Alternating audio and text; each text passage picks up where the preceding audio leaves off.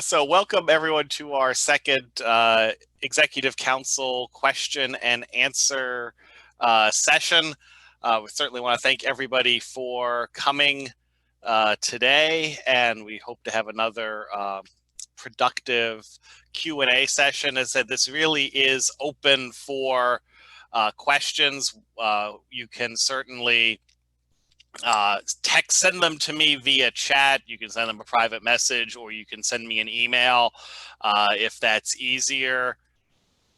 And I'll stick my email in the chat right now, and I will check that as well.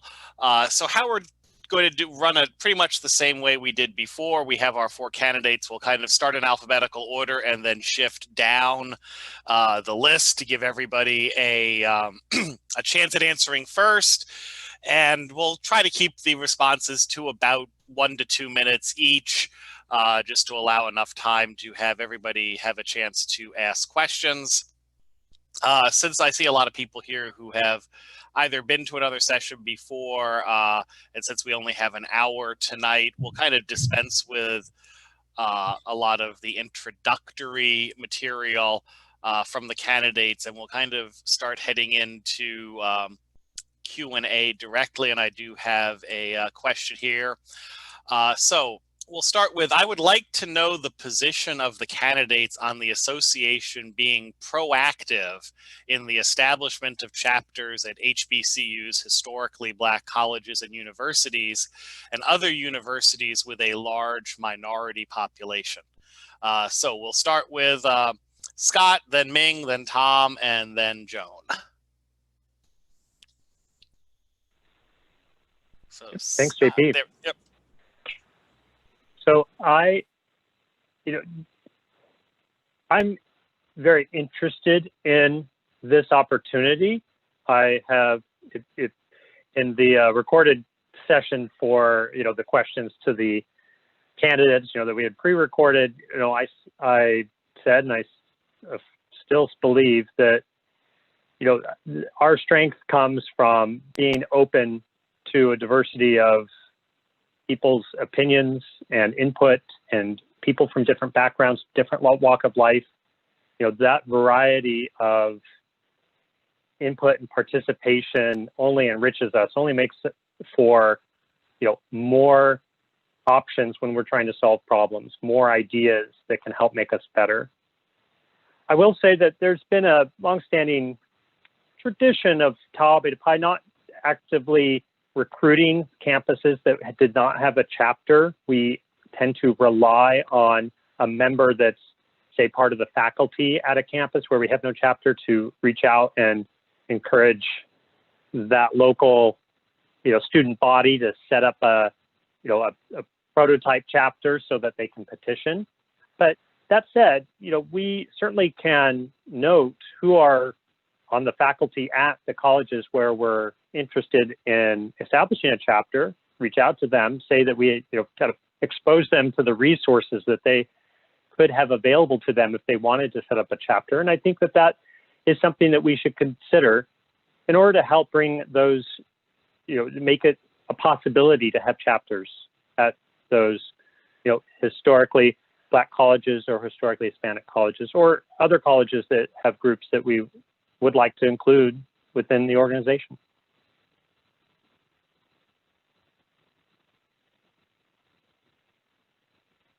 I'll turn it over to our next it wasn't unmuting me for some reason, so we'll turn it over to Ming.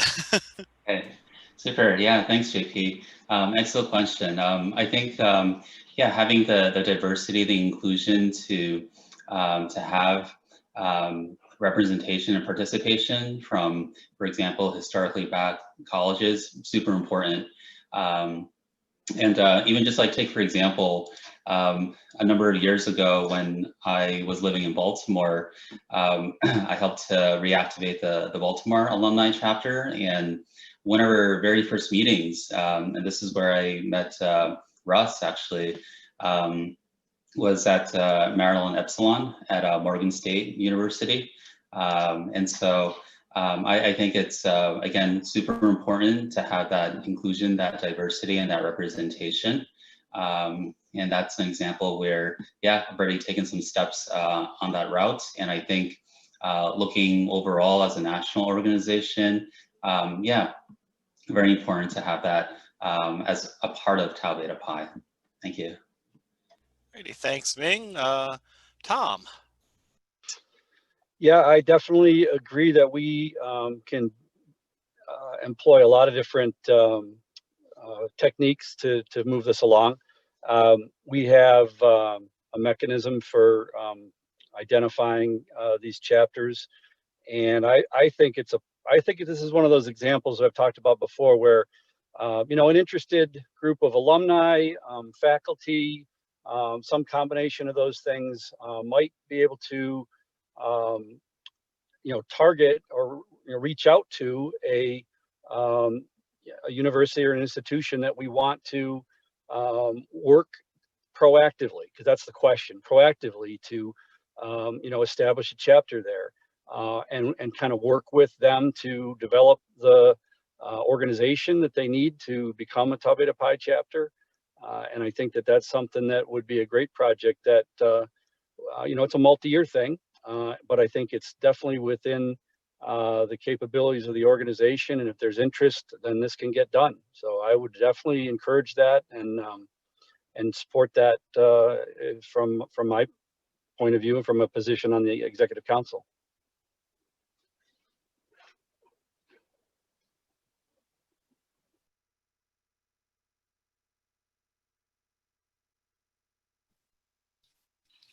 My turn, JP? Okay, you're not unmuted, so I'll talk. Did not unmute myself. There we go. Sorry, Joe. So we're all in agreement. There's great value in diversity, and rather than add on to what the others have said already, I'll flip it over to the practical side, which is in order for us to bring new chapters into the organization, there's certain criteria that have to be met. So in addition to proactively going into these universities, we'll also want to do some screening ahead of time to make sure that those that we are proactively approaching also meet the criteria that they're going to have to meet in order to become chapters, or we'll have to look at the criteria itself and perhaps make some tweaking. So in the background, there's some things that we need to do in order to approach these schools and to bring them on board. And just the pre-screening would be the first step, making sure that whoever we are approaching is indeed a candidate that could slip in easily without having to make any adjustments to the criteria. And if that doesn't get us where we want to be, then we would have to consider making some additional changes to criteria in order to bring chapters on board. So those are my thoughts. Thanks, JP. Alrighty, the little spacebar trick is not being very cooperative on my Zoom today. So moving on to our next question. What do you see as the biggest challenge facing Tau Beta Pi over the next 3 to 5 years? And we'll move down one on the list. We'll start with Ming, then go to Tom, then Joan, and then Scott. Yeah, I think some of the challenges that we will see in the, call it the midterm. I'm an optimist, right? So we'll call this post-pandemic.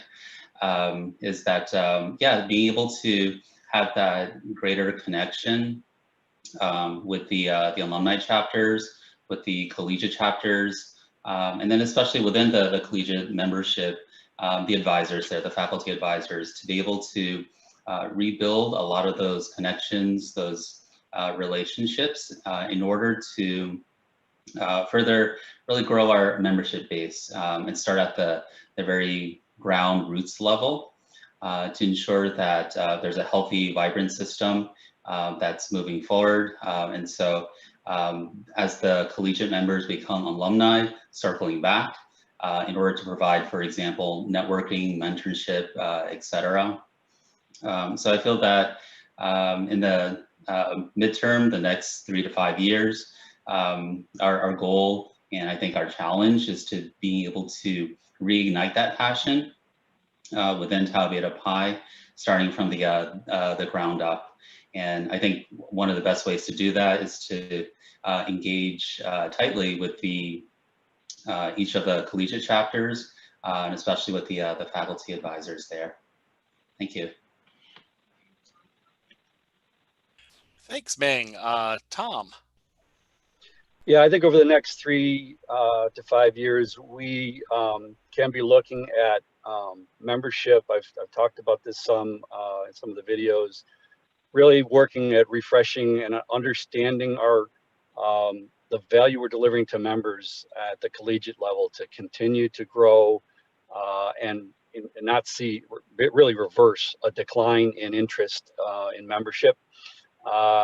We need to make sure we use all our assets to appeal to them, find out what those things are. We know from some past work that they seek, professional development, some helping them get through the transition into their professional lives or whatever's next after their undergraduate or their collegiate experience, to tap into our alumni networks and kind of see whether we've got can support them in that way with that kind of linkage between members. I think it might give a purpose to alumni members as well if we can kind of show how we can work collaboratively.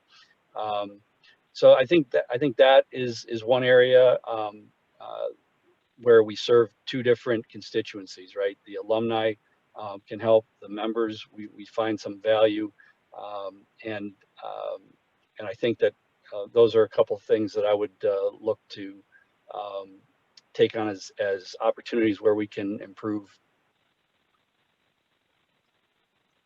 Alrighty, thanks, Tom. Joan.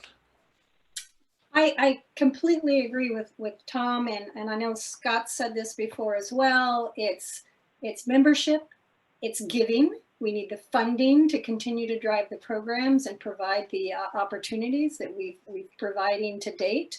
And with dwindling membership comes dwindling funding as well. So we need to make sure that we've got those 2 things addressed, because that's your foundation. And as Tom was just talking about, how can we put something together that gives something to the students as well as the alumni, put them together? And one possible opportunity, and I mentioned it before, is could we start some kind of a mentoring program? That was one of the things as a student just coming out of university, as I entered into career, I didn't recognize the value of having mentors in my career and what they could provide. And it gives something to both. It gives someone for the students to talk to about what's life really going to be like when we are actually out into the working world, and it gives the alumni opportunities to share their knowledge and their experience. So that to me is a win we could have on both sides. Another opportunity, I think, for us in the next 3 to 5 years is to continue to leverage what this pandemic has certainly highlighted for all of us, and that is the need to be flexible and resilient.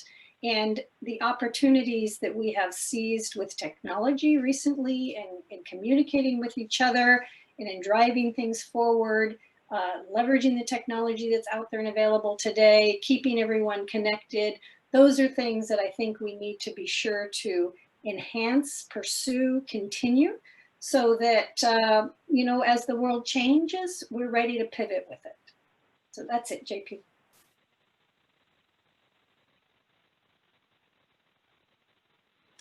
Thanks, Joan. And last, but certainly not least, Scott.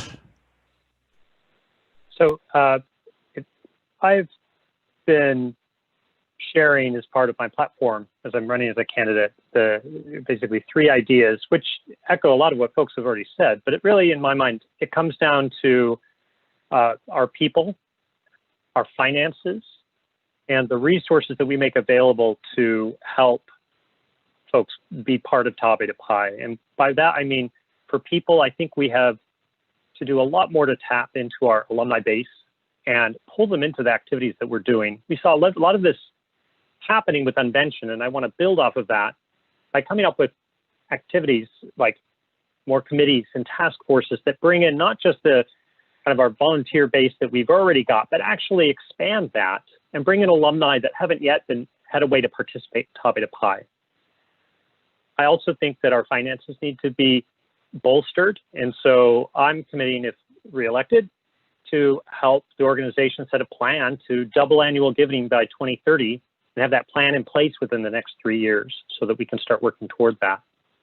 And also within the next 3 years, I think that the resources we need are ones that a lot of which we've already seen in the course of just this invention, where there's a lot of collaboration tools that exist and allow for virtual interactions, online interactions that are both useful during the pandemic. I think will also be very useful after the pandemic to help establish more connections, both within members within our collegiate chapters, within our alumni chapters, but also between them and with our alumni in general, with the rest of the alumni, with the rest of our collegiate members, to be able to help bridge and create connections for our members that right now it's hard to do if you do things all live and in person, and that's the only way in which you do it. Alrighty, thank you, Scott. And this probably is a little bit of a follow-on to some of the stuff that we're talking about here, but maybe if we could try to move things in a little bit more concrete plans here. But how would you, in your role on the Executive Council, engage alumni, both to create opportunities for involvement of alumni, as well as generating more financial support from alumni to the association? And we'll start this time with Tom. Yes. Yeah. So I think that Scott just touched on it, an idea that that I support as well, and that is to expand the opportunities for alumni connection to our organization. I think, and this is a multi-year problem. It's gonna we're gonna have to work on this for a while. But as students come out, it's like continue to find ways to keep them engaged so that their bond with us is sustained. The experience of too many is that, they have an experience while they're in college and they're part of it and they kind of fall away from it. Their lives get busy. And when they do have time, maybe they've forgotten about us. Having a more continual bond by finding ways where we can reach out to alumni, and keep them involved and engaged in what we do. That would be something that I would like to work on, to try and make sure that we have more roles there. I think there is a lot of strength in the alumni networks. I think the mentoring ideas are great. They've worked in some some alumni chapters. I've seen personally some great interactions at a district conference between alumni and students where the comments were that they, in 5 minutes talking to, this alumni, they got more than they ever got out of their career center at the university. So there's a great deal of value and experience in our alumni members. So I think we can work on that in those kinds of ways. Great, thanks, Tom. Joan. Yeah, Tom and I are completely aligned, and I completely agree with the points that he was just making as well. You've got to give your alumni something to do. You've got to give them ways to plug in, and you've got to have something in place so that when an alumni does reach out and said, "Hey, I've got some time. What can I do to help you out?" You've got this menu of things to pick from to get them engaged right away. So I'll make myself as an example. I mean, I've been offering, what can I do to help? How can I engage? Russ, he called me up and said, "Hey, can you help me with this?" Absolutely, happy to do it. He gave me a place to plug into and a way to give back. And so that's the kind of thing we need to provide for our alumni. And, putting those programs together, it's going to help drive that engagement, give those students opportunities to engage with the alumni through, as I suggested, not just doing a local chapter or district level mentoring program, but a national one that pairs people up and make it a little more, maybe a little more thoughtful in how you pair people together or you structure it. So there's ways that you can do it that could probably give a lot more to the students and the alumni as well.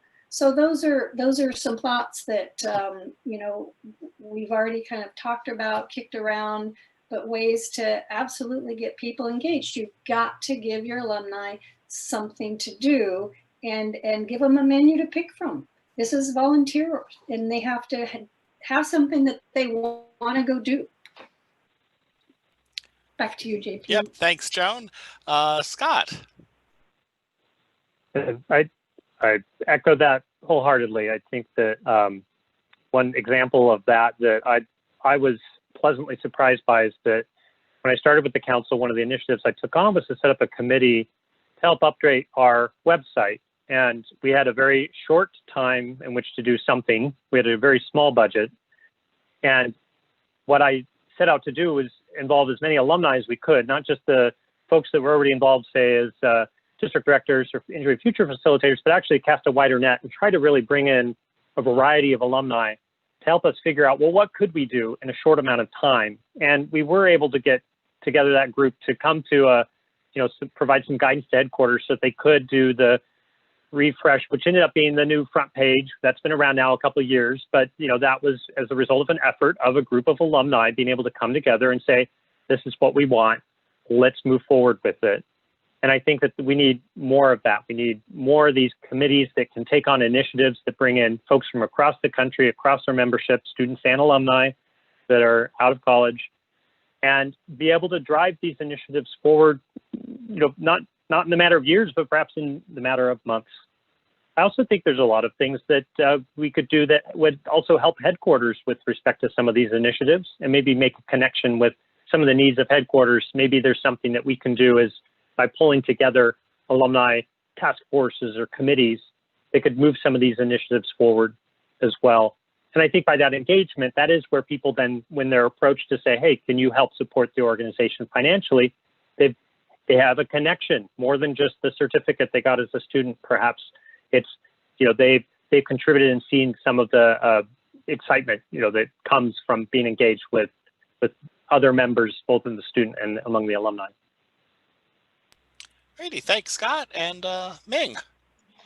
Yeah, that's a wonderful question. I think it really boils down to connections, networking, relationships, and having activities together. And so in each of those areas, take for example, when alumni move or when collegiate students graduate, how do they get to know each other? I get oftentimes students who are graduating asking, hey Ming, I'm going to be moving to XYZ state. Do they have an alumni chapter there? What do they do? A lot of those sort of questions. And alums as well asking questions of, well, are there collegiate students within this region that we can participate in activities together with? And so I think from a technical aspect of things is improving what we have for networking contacts, right? And so being able to make sure that as we travel around this country, whether we are a recent graduate from a collegiate chapter or we are a part of an alumni chapter and we just happen to move to another state, that we know this is happening, that we know that we have new members moving from one state to another, or we have alumni members moving with our country. And so with that sort of a technical backing, merge that, combine that with relationships, right? And so it's networking. It's about putting yourself out there, making connections, alumni to alumni, and also, again, importantly, with the collegiate chapters, getting to know the faculty advisors there, getting to know the students there, the advisors of that chapter, in order to build that rapport, build that relationship so that you're able to think about and plan for larger scale activities and longer term plans, and thereby bringing everybody together. I think it's also super important that there's a constant dialogue also, even between collegiate chapters, so that we can do a lot of activities together. And so we've done all sorts of these things within the Connecticut Alumni Chapter in reaching out to, let's say, for example, University of Hartford, UConn, having joint activities together between all the universities with Tau Beta Pi locations, along with Yale, whether it's for everything from visits to museums or to certain facilities that alums work at, or even having a alumni mentoring session, for example, that's on campus. We've done all of that at within Connecticut. And so we were able to leverage this really because, again, within Connecticut, we have a very robust, call it a contacts database that we're able to reach out to alumni and also to collegiate members. We have relationships that we built over the number of years with many of the faculty at Yale, at University of Hartford, and University of Connecticut.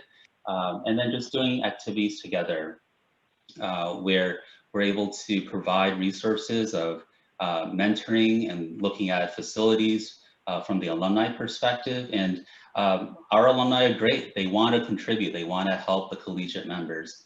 And for the collegiate members, they're interested. They're curious about, hey, do I need to apply for a position or should I go consider a graduate school? And so how do I prepare my resume? And so we have lots of opportunities that we can do these things together. And so, yeah, I think it involves both a technical aspect and also the soft skills of developing networking and relationships amongst our peers. Thank you. Hey, thank you very much, Ming. So this next question is probably going to evoke some very interesting responses. This was not one that I came up with. This was a suggestion. What is your opinion about making the ritual public? And so Joan gets to start on this one. That's I don't know if there's well, I guess you're just asking for opinions. So who knows if there's a right or a wrong answer, but my opinion is that, for example, my parents would have loved to have been a part of it. They would have loved to have seen it. My dad was a fire chief and my mom was a housewife. They never even thought I would go to college, let alone become an engineer. So for them to have seen me inducted into a National Engineering Honor Society, I mean, that would have just been, I mean, they were very proud of me anyway, but that would have been huge for them to have been able to be a part of that ceremony. So because of that, my opinion is that it would be wonderful if we could open it up to family and make it public from that perspective. Thank you, Joan. Scott. I think for myself, again, like Joan, here's my opinion. I admittedly have considered both sides of the argument and thought at different times, that I was in favor of it. I was in favor of making it public, in favor of keeping it private. I do like the uniqueness of having a private ceremony. That said, I also think that if this was something that was brought up in front of the, in front of the convention, and there was, we go through our process and a majority want it, then that is how we would decide to move to another format. I don't think it's something that somehow it's written in stone. It's that way because our delegates at convention have maintained it for this, many over a century of this organization. So if there is a point in time when a majority of our delegates decide to change it, I would support their decision, even if I was at that moment not in favor of it. I agree with Joan. I think that there really ought to be more of an opportunity for friends and family to be able to celebrate this. I know some chapters do a banquet after their ceremony to try and have that opportunity, but maybe there's something that could be developed that would add some of its own charm, but in a public way of, some sort of public ceremony that could accompany the private one that could be optional to chapters to use. And maybe that would afford that opportunity to, celebrate it in a way that shows some significance to chapters. And yet it doesn't mean that we're having to, break this tradition that we've held for so long. Alrighty, thanks, Scott. Ming. Yeah, I definitely like and appreciate the the charm of how we do it currently. It's special, it's unique, and it really sets us apart. And I can also see how that there's also a strong value too in being able to partake and share perhaps portions or a subset of the process of induction publicly, so that it can be shared and celebrated with friends and with family. After all, it's something that it's a huge honor, and it's a huge recognition. It's something where for friends and family, they cheer us on for it, right? It's they've helped and nurtured us all the way up through college, and now being able to be a part of this honor society. That's great. That's wonderful. And having them see that, I think, would add a lot of value. And in addition, too, is that there's also the being able to have the public see it, so that there can be more awareness of Tau Beta Pi. And so, yeah, I think there's a charm of how we do it currently, and perhaps for consideration, a smaller subset of things could be done in addition to that would be publicly available. Thank you. Thanks, Ming. And Tom. My personal feeling is that I like it as a private ceremony. I think that as mentioned, it is a private bond between members, something that we've experienced together and uniquely our own. I personally, because in my role as district director, get to go to a lot of initiations, I get something out of it every time. I think it's a valuable reminder of the values that that we kind of espouse, and there's so many deeper meanings in there. Unfortunately, a lot of people hear it once, and I think it's a great thing to hear multiple times. I do believe that we could do a better job of creating a public, and my thought is to do just some kind of a headquarters produced YouTube video or something that is a little bit more public about what our organization is about, that incorporates some elements of that. But the idea really is to have it be, and maybe YouTube's not the right vehicle, but the idea is to basically target it at guests, at family members, to basically reach out and embrace them as well, to share a little bit about what our organization's about, that their loved one is now becoming part of. I think that would be important. And I do agree with Scott's point, and that is that, if the organization wants to take a different position than I personally espouse, let's have the discussion, let's have the debate, let's have the vote, and I'll argue my side, somebody argue their own side. That's fine. The organization needs to reflect the entire membership. And, I think that that's a conversation that we can have so that we do reflect the current times that we're in. Tradition's great, but I think we do need to kind of keep ourselves moving forward as well. And if that's a conversation we want to have, let's have the conversation. Alrighty, thanks, Tom. So our next question, Tau Beta Pi obviously has the Mindset program, but either as part of that or something different, what do you view the role of Tau Beta Pi as in promoting K-12 STEM efforts in the United States? And this time we will start with Scott. I feel like I get to start some pretty juicy conversations here. I like this. This is far-reaching. It's sort of like on the national front. What is Tau Beta Pi doing? So I'm a big proponent of helping out with K-12 schools. And one of the things that I actually learned when I was a district director was that one of our fellow district directors who lives in the Sacramento area, Joe Burnett, he actually found a school in his area where he wanted to go and do a mindset project. He worked at a rocket development company. He wanted to do some little rocket projects for the school. He found it really hard to get in because the schools had a lot of restrictions around having just anybody come on site. So he had to go through a lot of effort to make that connection. And I think there's a lot of barriers that used to be in place for our chapters to be able to go in person to schools and offer these courses. Some were more successful than others.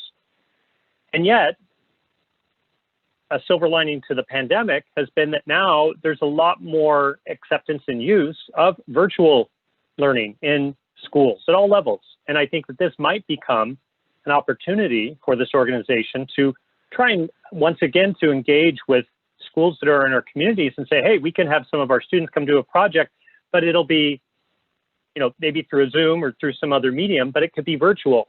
And I think that would actually make it a lot easier for schools to say yes, because then it's not a question of having an unknown person on campus. I think that's kind of where a lot of those hangups used to be. And maybe it's a little easier for them to have a guest speaker come and it be, through virtual. Yes, the national organization can offer some materials through Mindset or, encourage the chapters to develop their own. But I think that we do have an opportunity and really should be looking at that in the near term, that as everybody's transitioning back to doing things in person, that we don't forget, yes, there's still this opportunity to use the virtual connections as an inroad to doing this. Maybe, thanks, Scott. Ming. Yeah, I think as Tau Bates, just simply by that virtue, people look to us as being leaders in science, technology, engineering, and mathematics for our country. And so we set the example, we set the tone. And so therefore, I feel that our connection with our children, that is super important, that they get to experience and appreciate engineering, science, technology, and mathematics throughout their educational career, from a young age through adulthood. I feel that it's something that is a very critical and core piece of our country in being able to be strong in many different ways. And so something like Mindset, and to add on to that as well for Engineering Futures, these are very important programs that the country looks to us in order to provide the direction, the high level of quality that we can show to our young generation or younger generation, so that we're able to help in that process of opening up new ideas, new dreams, new passions. And so it would be a very rewarding experience for both us and also for the students that we work with. Thank you. I can't think of a better... Go ahead, Tom. Yep, thanks. Sorry, it didn't unmute me. Okay. I can't think of a better group of people that I'd want to put in front of young students than Tau Bates. The youth and excitement that we can bring, maybe makes a tighter connection to students at the K through 12 level. I think that a couple things on this. I think it's actually a diversity initiative that we should embrace, and where we can be diverse forward on this topic, because I think in a lot of cases you need to see somebody who looks like you doing something that you might think you can't in order to prove that you can. And I think that mindset might be something that we could roll into this as we start to think about the current times we find ourselves in and what we're trying to create in the world. Secondly, we do have the Mindset program. It was based on a program that was developed out of Florida, Gator Tracks, and I think there were a lot of constructs in that were helpful at getting through some of the barriers that Scott talked about, where there are things you have to do to get into a school, and so we shouldn't have chapters having to learn that for the first time. Having help that can get them through that would be an important element of what we do. Not only that, but curriculum ideas about little projects you can do where they don't have to create it all themselves, that there's something already started to kind of jumpstart the process. So the initial startup isn't so hard. Now, I know that a lot of institutions, colleges, universities might already have programs. There might be programs in a local level that you can plug into, and that, you know, we can be the people that do the teaching. And I think that's a great opportunity too. I mean, it takes all kinds of different forms, and on any of them can work. And we just need to pick the right ones for the circumstances that our chapters and our members find themselves in. Thanks, Tom. And Joan. And I totally support what everyone's been talking about with mindset and K through 12. There's also a lot of other organizations, STEM, you know, focusing on, you know, K through 12 and doing things in those areas. And as Scott said, it can be constrained in whether or not you can break into that. I also think we're missing a huge opportunity.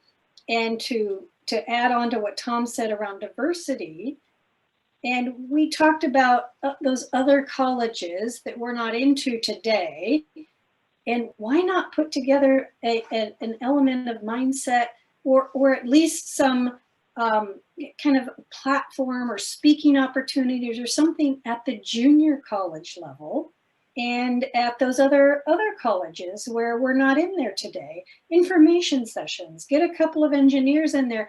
You know, it's like Tom said, you know, show them people like them doing these other things. Maybe there's a diverse team that we send in for these speaking opportunities to explain to them, you know, what do engineers do? How do we do it? How do you get in? You can do it too. And oh, by the way, we're part of Tau Beta Pi, and here's what it's all about. And that way, we're also addressing our potential membership opportunities moving forward. We're getting word out there in other places before they even get to the four-year universities. So I think there's an opportunity from that, along that, as Tom said, that diversity angle. How can we do that? How can we engage more alumni? And I think there's a big gap at that junior college level and those other colleges that we could potentially step into and fill with some of that information and help people make up their minds. What do they want to be? And where do they want to take their lives? Alrighty, thanks, Joan. So the next question, we certainly are having some more interesting, juicier questions to use Scott's terminology tonight. I'm trying to phrase this one as neutrally as possible. Do you think that Tau Beta Pi should take a formal position as an organization on social issues? And so Ming, you'll start that one. Okay, all right, diving right in. Well, I think it's very similar to the previous question in terms of how who we are as Tau Bates. The nation looks to us as being leaders in this field of engineering, and so therefore I feel that we need to in certain areas take a stance for on certain topics. Being able to express in a timely fashion. This is what we feel as an engineering discipline. Like take for example, there is current legislature that is being considered that would bar students coming from China flat out, right, for science, technology, engineering, mathematics programs in the US. Just flat out bars them. And so that directly undercuts our membership. And it's something where I feel that it's a very important issue given how specific it is to one country, whereby I have students that I advise who ask me, why is this happening? What should be the appropriate response? What does Tau Beta Pi think about it? And what is the response from Tau Beta Pi? And so I feel that for some of these issues that are very pointed, that we need to take a stance, that we need to speak up. Just going on silently, I don't think is a good example. And furthermore, being able to look to other groups as well to partner with other professional organizations, see what they're doing, group up together, band together in order to have a unified front. And so, yeah, I feel that in certain aspects and certain issues that we cannot remain silent. We need to speak up and speak out. Thank you. Hey, thanks, Ming. Tom. I think that generally speaking, when we face, societal pressures, we should look at them in the context of what we, the context of where we exist, and that we address it most specifically there. And while I do think you could address the really broad issue in society, you can't put much purpose behind that. You can stand in solidarity with an idea, and I think that that's valuable because I think that if you remain silent, then you're not really helping. You need to kind of have some idea about what aligns to your values as an organization, right? So we should make sure that we are clear on that, so that when these things do exist, we do have an idea about where we stand on it. I think the other thing that we need to be mindful of is that we do exist in collegiate environments. Our chapters do, and we need to be mindful of the relationship we have with the colleges, and that we work in collaboration with them as well. And that's an important element of how we exist. We want to be supportive of our colleges to the degree that we can, because they support us. But those are my thoughts on it. Hey, thanks, Tom. Joan.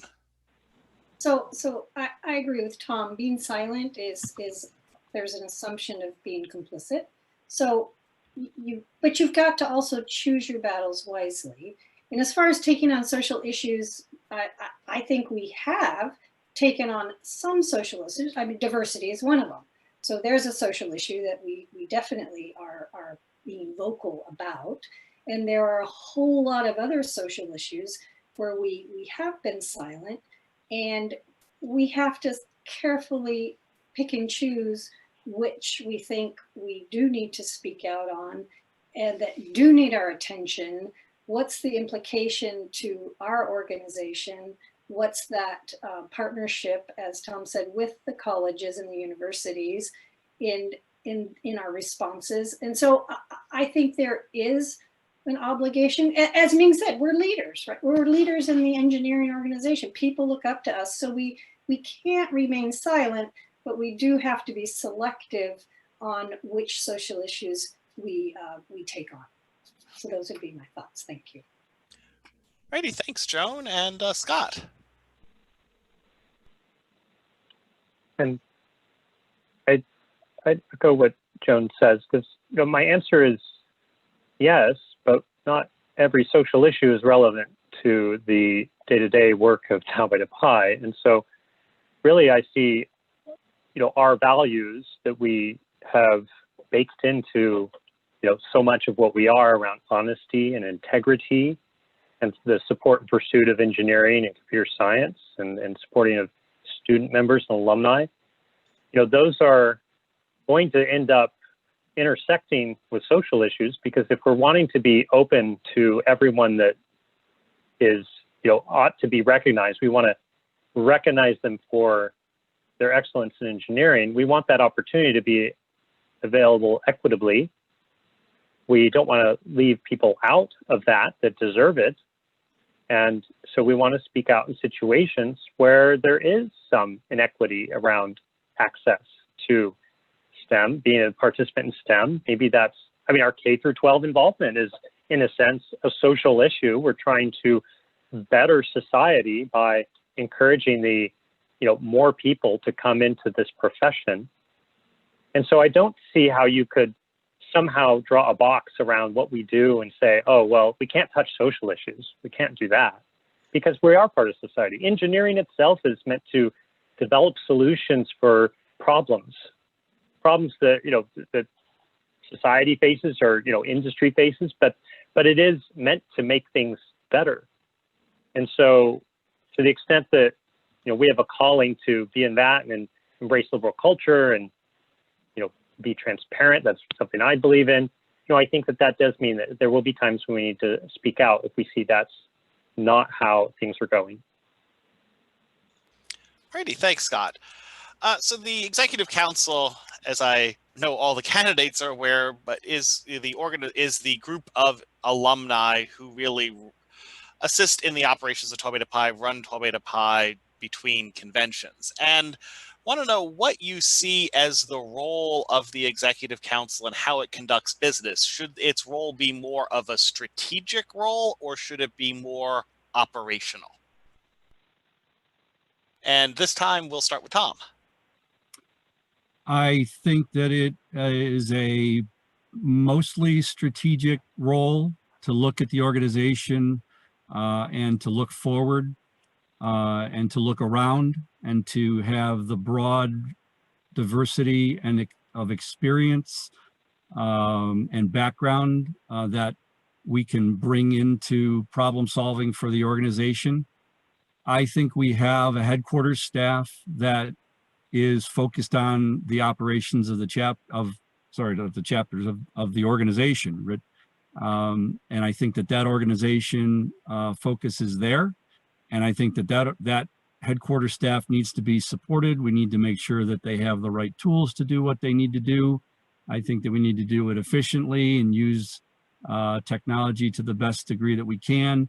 But I don't necessarily see that I see that the Executive Council would recognize and enable that to happen, right? To find the resources to make a change, to make an investment, to make something different happen.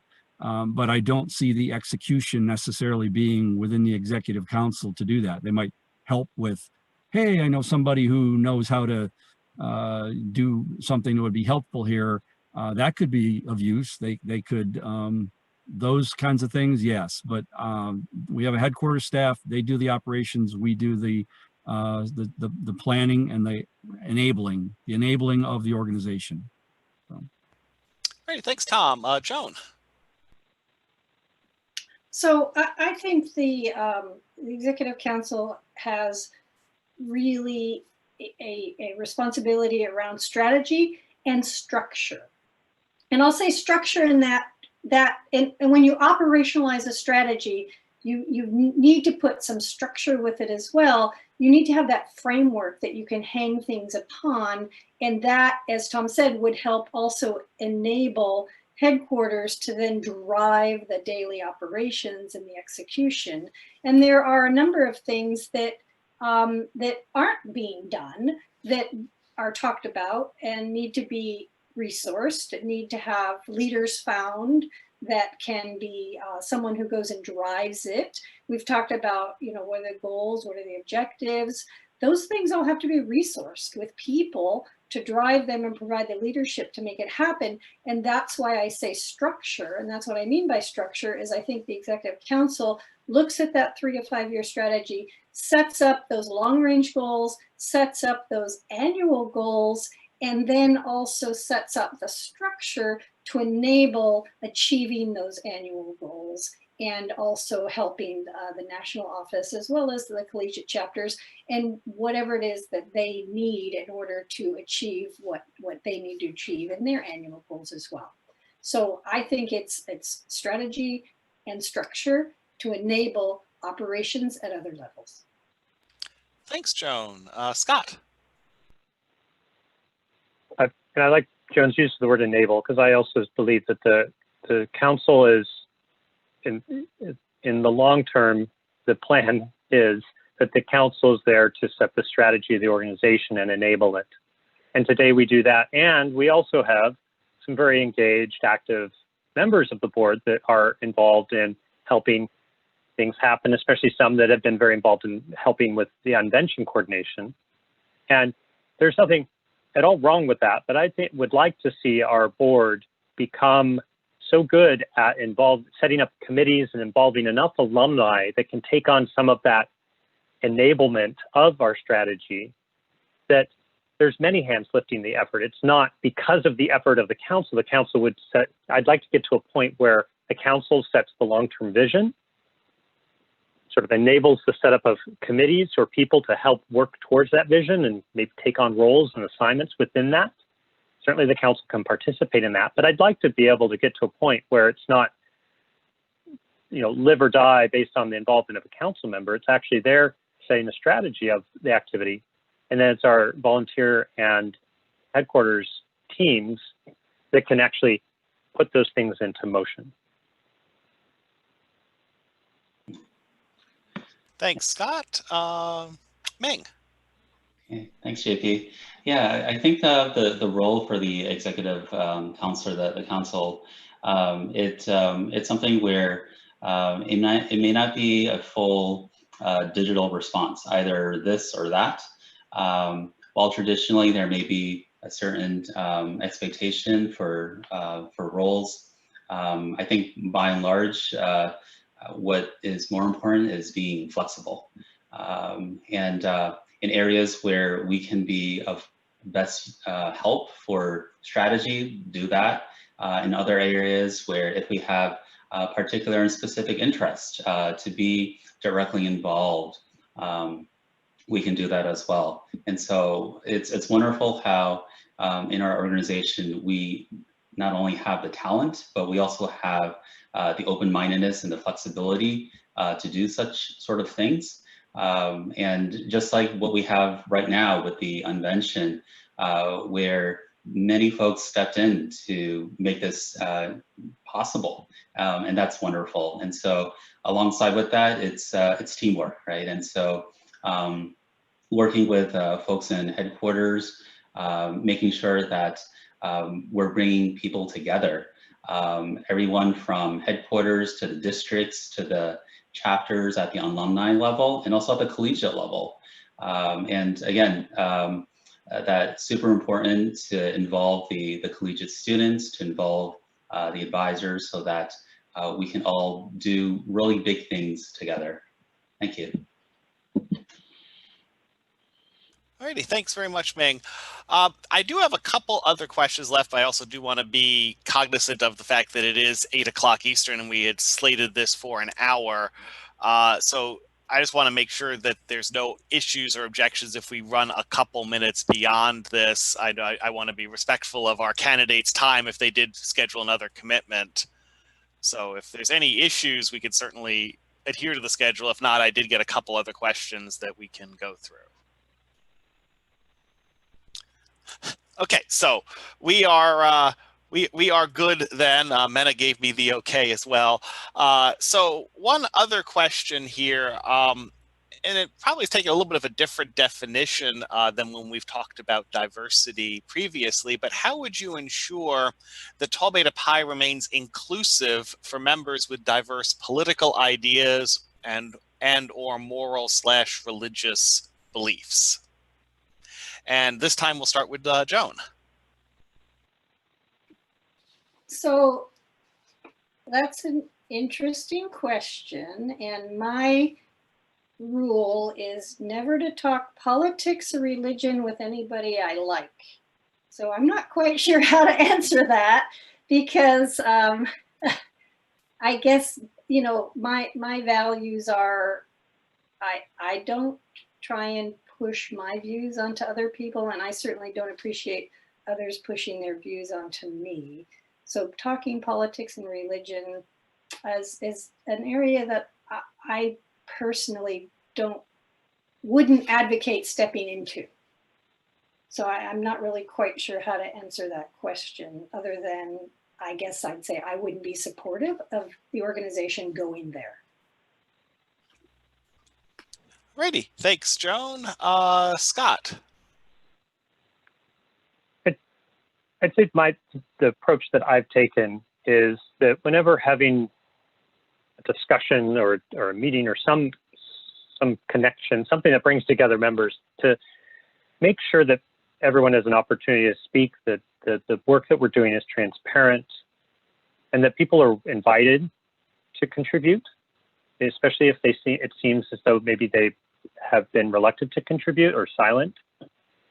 I think that that gives folks the signal that it's okay to speak up, and I think even actively encouraging people to speak up if there is something that they want to contribute is important, because then it's known that it's an issue for some, and it also allows us to then take that into consideration and perhaps think again about how it is that we conduct the work that we do, and does it truly allow people to participate rather than be turned off. And I would hope to encourage that among our membership. I think that we do have a lot of offerings through our Engineering Futures program that does talk about how to improve your interpersonal skills.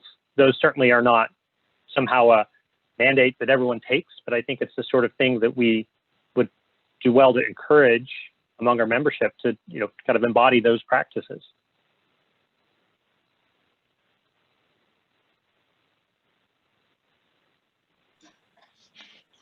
Okay, I think it's my turn. All right, JP gave me the nod. Okay, so yeah, I think. Sorry, I thought I had unmuted myself. I guess it didn't work.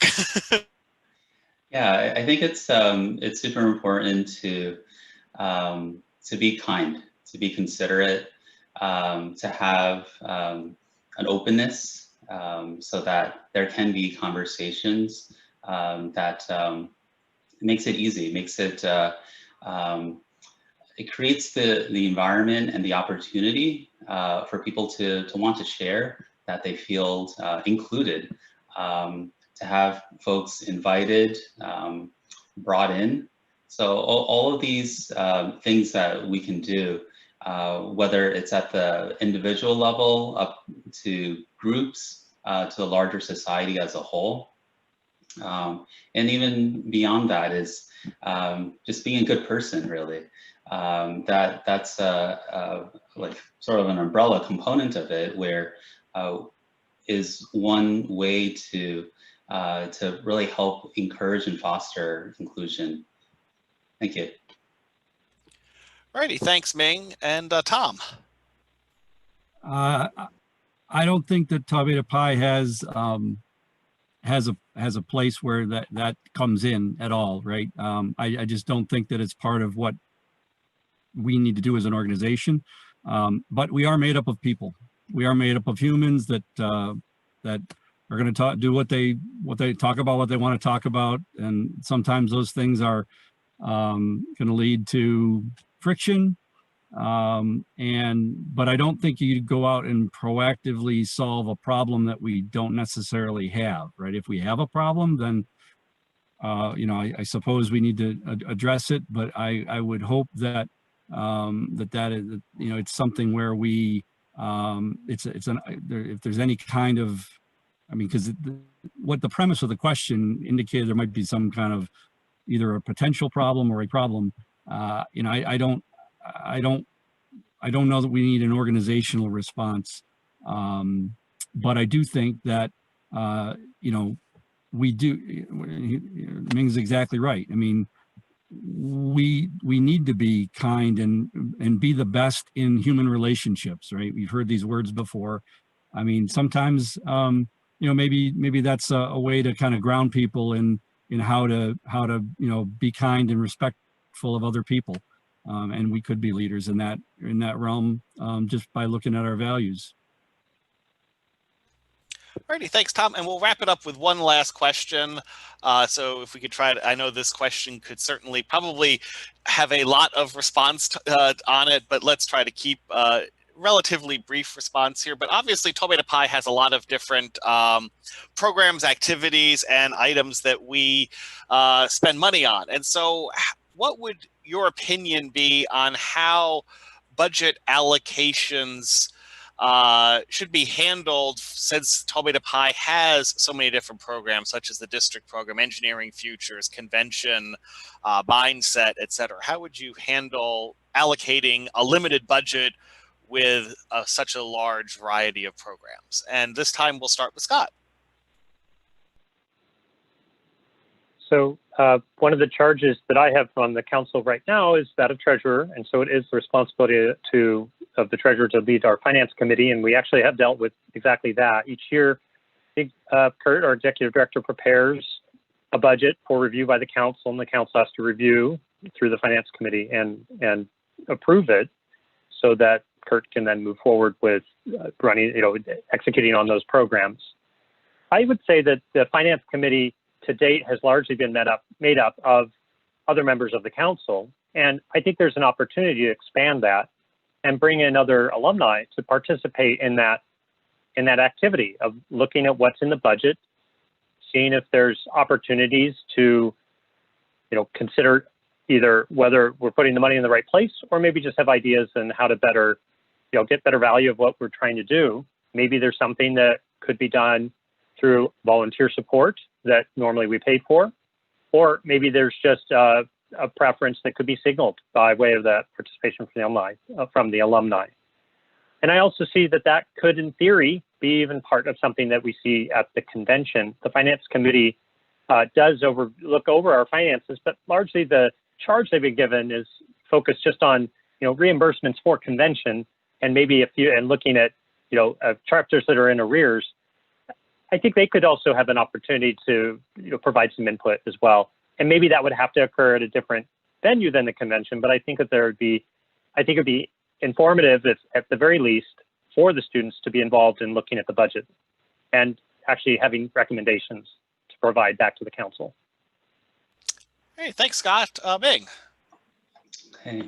Yeah, I think here it's something where there's a lot of really great work that has been done already. Thank you to Scott and his team.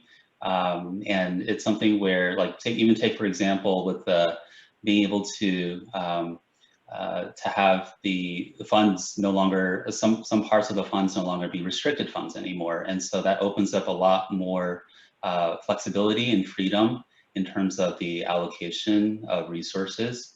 And I think even perhaps one layer underneath of this really is budgeting. A lot of the times the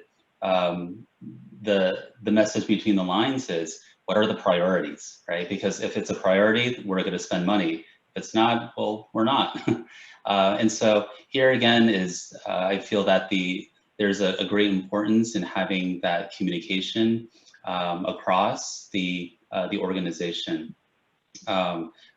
Everything from national to the districts to the chapters for alumni and for the collegiate members as well, so that we can have a very accurate idea and also a consensus about what are certain things that are important to us as an organization. What are things that align with the vision at Tau Beta Pi and its mission? And centering around those items, then naturally we can very easily identify what are the priorities, and therefore along with that, how the budgeting could flow along with it. So sum up, again, it's super important to have the communication, the networking, building those relationships with folks throughout the organization end to end, and having discussions and having conversations so that not only do we have new ideas, do we learn more, that we get to able to explore new things together and venture off together into new journeys. Thank you. Thanks, Ming. Tom. So resource allocation is something that I'm familiar with professionally. I've worked in organizations with limited resources, both money and people. Very, very much aligned with. It's a very similar experience with what we've got with Tau Beta Pi. And I think that it comes with a couple of things. One is, if we are going to allocate money to a particular activity, we need to have clear objectives about what that activity is supposed to deliver, and being really clear with what we expect, and that's one way to set it up. I think the topic of priorities is actually another excellent one. You resource the priorities in the order that you have them. And you need to keep those priorities in constant refresh. If they change over time, you need to, recognize that. But you do need to know what your priorities are. And sometimes you can't have two number one priorities. That's I've seen that too many times where everything's important. Well, no, it's not. I think you just need to be a little more discerning in that. And that's the kind of sensibility that I guess I would bring to the particular question that was asked here. So that's my answer. Alrighty, thanks, Tom. And Joan. For me, it all comes back to strategic planning. You set your 3 to 5 year strategic plan. From there, you drive it back to 1 year. What needs to happen in this next year? What are the projects we're going to take on? How are we going to apply resources, both people and money, and things that don't fit with that strategic plan? We really have to question why they're getting resourced and what we're spending money on if it's not part of our strategy. So that all has to get tied together, and it all has to be continuously revisited. And I know we have a finance committee at convention. Where's the strategic committee? How much of the strategy do our students see on a regular basis? Do they know the strategy of the organization?